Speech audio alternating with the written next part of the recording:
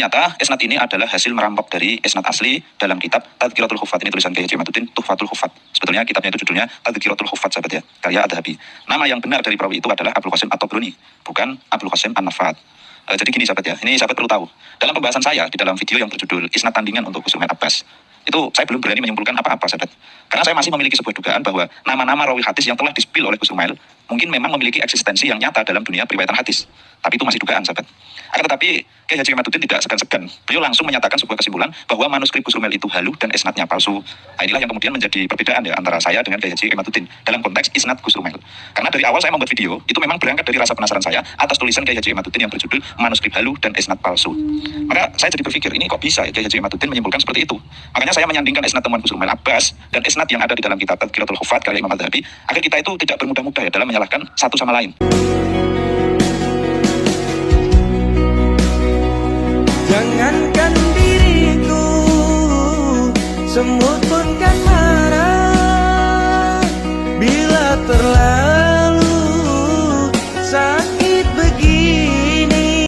Assalamualaikum warahmatullahi wabarakatuh. Bismillahirrahmanirrahim. Allahumma sholli ala sayyidina Muhammadin wa ala alihi wa sahbihi ajma'in, amma ba'du.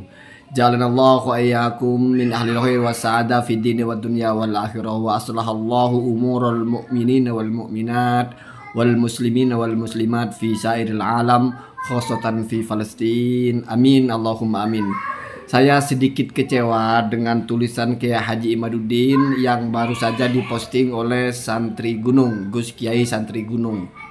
Dan saya salut kepada Santri Gunung ini karena beliau di bagian ini punya integritas, mempertegas bahwa tulisan Kiai Haji Imaduddin yang menyebut nama dirinya itu tidak sama dengan yang beliau maksudkan, yaitu tentang apakah isnadnya Ghusl Mail itu palsu atau tidak. Ya, kalau Santri Gunung ini masih tawakuf, itu pun alasannya bukan curiga Abul Qasim itu adalah Abul Qasim At-Tabrani.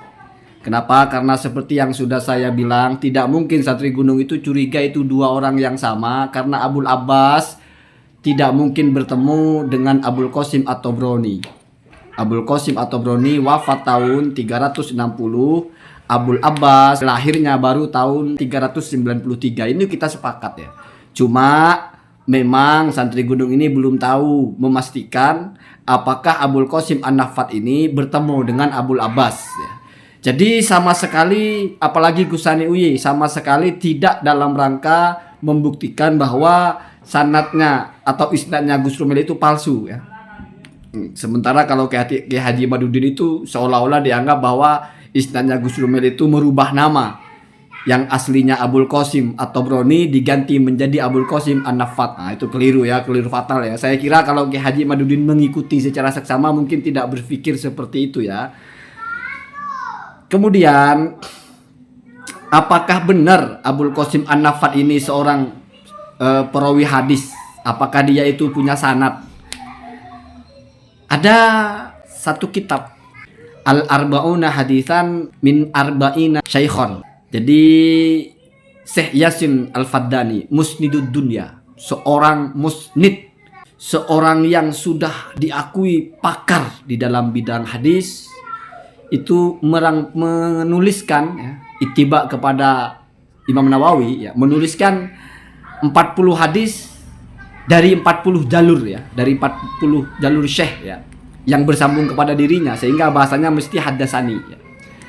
Lalu ada satu hadis yang populer sekali, man kadzaba alayya muta'ammidan falyatabawa maq'adahu minan nar ya. Di situ beliau ketika merilis hadis tersebut, setelah menyampaikan sanadnya sampai kepada Rasulullah ya, ada reportase beliau bahwa hadis ini adalah mutawatir dan diriwayatkan oleh banyak sekali periwayat hadis, disebut mulai pertama misalnya Imam Ahmad, Imam Bukhari, Imam Muslim, dan lihat di bagian bawah itu warawahu, dan juga meriwayatkan kepada hadis itu ya, kepada hadis man kadzaba itu siapa? Abul Qasim An-Nafat Al-Iraqi Al-Alawi. Dari jalur siapa? An Aliyin wa Anil Husain ya. Dari jalur Sayyidina Ali dan juga jalur Sayyidina Husain. Artinya Abul Qasim An-Nafat Al-Iraqi Al-Alawi ini diisbat sebagai perawi hadis oleh Musnidud Dunya Syekh Yasin Al-Fadani. Masih curiga orang ini tidak ada. Syekh Yasin Al-Fadani asal ngomong gitu. Terus masih curiga kalau orang ini perawi hadis. Syekh Yasin Al-Fadani asal ngomong gitu. Ini juga belum pernah diungkap oleh Gus Rumail ya. Boleh kamu cek ya. Ya saya tidak mencari kemana-mana. Kebetulan aja ketemu ya. Jadi Abul Qasim An-Nafat Al-Iraqi Al-Alawi itu oleh Syekh Yasin Al-Fadani dikatakan bahwa beliau meriwayatkan hadis fi musnadihi. Jadi dia punya sanadnya. Punya rantaian riwayat hadis. Bahkan ditambah lagi. Warawahu, dan juga meriwayatkan kepada hadis ini siapa? Hasan bin Muhammad Al-Alawi Al-Iraqi. Sama ya, yaitu bapaknya Abul Qasim itu. Karena Abul Qasim itu adalah bin Abi Muhammad Al-Hasan, yaitu Hasan, anaknya Hasan. Hasan siapa? Hasan itu adalah bin Muhammad. Muhammad siapa? Bin Ali. Ali siapa? Bin Muhammad. Muhammad siapa? Bin Ahmad. Ya. Ahmad bin Isa ya, yang sering kita bicarakan ya. Jadi kalau kamu curiga, jangan-jangan dua orang ini bukan periwayat hadis ya. Jangan-jangan Abul Qasim An-Nafat bukan periwayat hadis. Di mana Abul Qasim mengatakan haddasana ya, Abi ya, kan bapaknya, berarti kan dari Abul Muhammad ya. Kalau disebutnya kan Abu Muhammad Al-Hasan ya. Jangan-jangan Hasan ini juga bukan periwayat hadis. Ya berarti kamu curiga kepada reportasenya Musnidud Dunya ya. Sudah pakarnya hadis, ulama Nusantara pula ya, Syekh Yasin Al-Fadani. Kalau kamu curiga dengan reportase beliau, harus punya hujah kamu.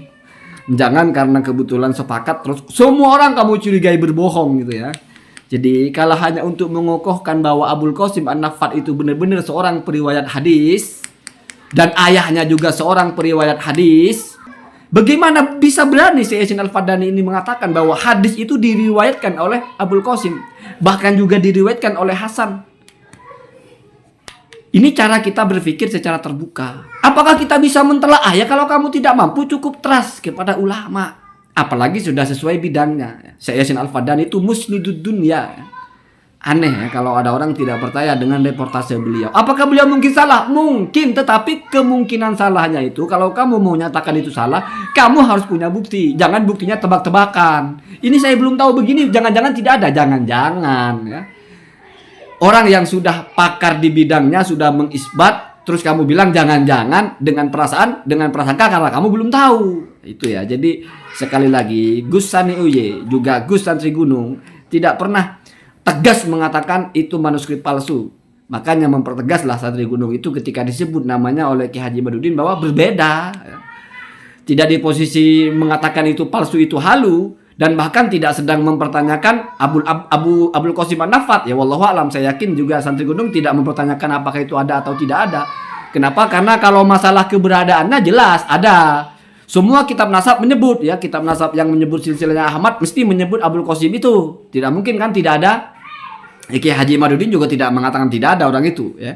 Yang bermasalah adalah benarkah seorang orang itu adalah periwayat hadis. Ya kalau dalam kitab nasab tidak pernah disebut dia meriwayatkan hadis karena bukan jalurnya. Tapi kalau dalam kitab hadis orang ini disebut ya. Jadi kalau ada yang meragukan status mereka berdua sebagai periwayat hadis, kamu meragukan reportase dari seorang muslim dunia, Syekh Yasin Al-Fadani. Itu baca kitabnya ya. Saya tidak pernah berbicara opini ya kalau sudah menyangkut ini. Tetapi bicara apa yang saya baca. Kamu tidak percaya dengan opini kamu, membantah saya, ya silahkan ya. Allahumma hdina hadasabil. Assalamualaikum warahmatullahi wabarakatuh.